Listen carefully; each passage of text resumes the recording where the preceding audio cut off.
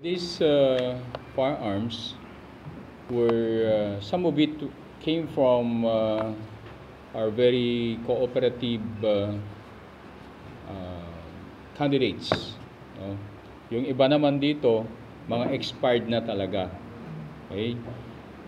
Yung iba naman, pang safekeeping lang ng mga private individuals.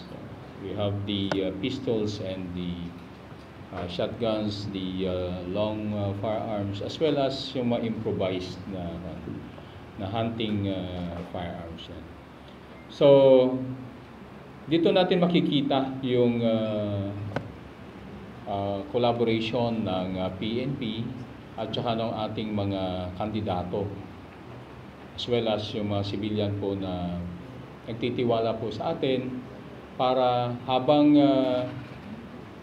nilalakad nila yung documentations, proper documentation, licensing ng kanilang mga firearms, ay pinapa-safekeep po muna sa ating kapulisan. Yan.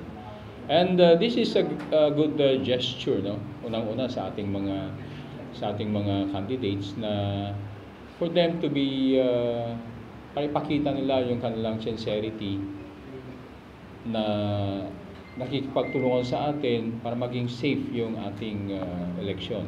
So, alam naman natin na when you are in possession with a firearm, iba yung psyche ng isang tao. So sa good and then yung sa triangle naman ng